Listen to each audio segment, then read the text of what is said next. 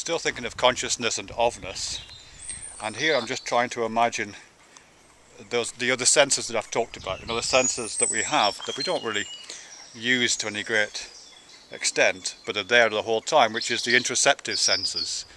Because we have what's sometimes called exteroception, which means perception of the outer world, and we have proprioception, which is the feeling of our body in space. But we also have what's referred to as interoception, which is the sensation of what's happening on the interior of your body. Some of that perception, well, obviously we can't be consciously perceptive, we can't consciously interocept everything that happens in our bodies, and it has an enormous amount of variation of what people can interocept. Some people, for example, can hear their heartbeat anytime they wish. I'm quite fortunate. I can, if I attend to it, I can hear my heartbeat. Some people can't. Some people can be trained to. Some people can never do that. All of us can be aware of our breathing. There's different kinds of things going on in our body which we can make ourselves aware of, and that's interoception. But there are also other processes which are right on the edge of being able to be brought to consciousness that are happening inside ourselves. And as I say, there's some things which are undoubtedly happening there, which is coming to the brain, because there's monitoring processes and regulation processes going on. There's a lot of stuff going on there which is being brought up, which we can't make ourselves conscious of, simply because I would say those things are constitutive of consciousness itself, but that's open to discussion. So interoception. Actually, there's some good evidence about this, that people who are good at interocepting, good at being able to detect what's happening in their body, are also good at detecting and being sensitive to what's happening to other people's emotions, apparently. I think it's called the fire response, but I may be wrong here. People who can readily detect their bodies and understand the internal milieu of their body and think, oh yeah, this is happening to me, tend to be more compassionate, or tend to be more readily able to intuit what another person's feeling. And in a sense, that's a kind of side issue. So why am I thinking about that? Oh yeah, I suppose I'm just wondering in a kind of science fiction way, what it would be like if interoception was all there was. Imagine yourself in the middle of nothing, then tell me how big you are. It's one of those things. Imagine ourselves, I guess like in a sensory deprivation tank. You're in a sensory deprivation tank, so that all of your all your exteroception is shut down. You can't see anything, you can't hear anything, or it's just white noise, so it's effectively nothing. There's no differences happening in your perception, because perception is all about difference, isn't it?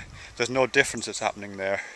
Your skin is, I don't know what you do with your skin. I think in sensory deprivation tanks they suspend you in water at body temperature, don't they? So there's no information coming in through your skin.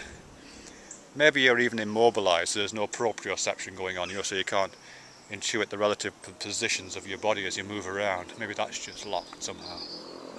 So you're completely shut down. A bit like, what's that book called?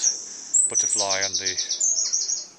I can't remember. The guy who's in locked-in syndrome. He was the editor of Elle magazine, and he got the diving bell and the butterfly.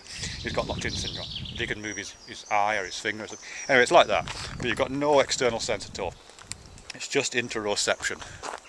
Then what would that be like? I mean, obviously people have done these experiments. People have done sensory deprivation for long periods of time, and it does threaten people's sanity, apparently.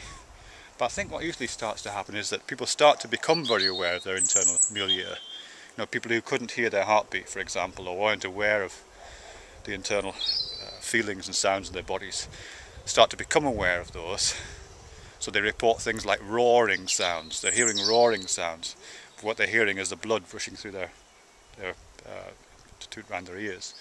Or they report different things happening, which they experience as happening externally somehow, but it's actually the noise of their body which they've become sensitized to. And then, as I say, if it proceeds long enough, then consciousness or mind starts to, I don't know what happens to it, but it starts to dysfunction. But it'd be quite interesting if there was a way of controlling that or occupying that, you know what I mean, so that your consciousness is the interior, you know what I mean, so you can kind of, I don't even know what I'm saying here. Can you imagine this? You know, if you're essentially deprived, and all there is this internal state, but perhaps you can kind of move around it. I think you probably just get bored. I think that's what would drive me mad. I just get bored to bloody death of just hearing the same things over and over again. Because perhaps that's all that consciousness is, you know, just endless news of difference. You know, I'm looking around here, I'm conscious of all this. Endless news of difference, endless news of difference. One photocopy in my brain being overlaid by a slightly different photocopy by a slightly different photocopy. And the same with all the senses. But I guess interoception alone, deprived of any sensory content to put ripples in the wave or to modulate the carrier frequency of the body, without any of that kind of stuff going on, there is just the carrier frequency. Photocopy of the same image over and over again, the same bodily state over and over again. Bored to death and tears. Go mad, wouldn't you? I would. Go absolutely mad. I'll just point upwards and leave you with the colour of these leaves, which is pretty. Another cathedral look.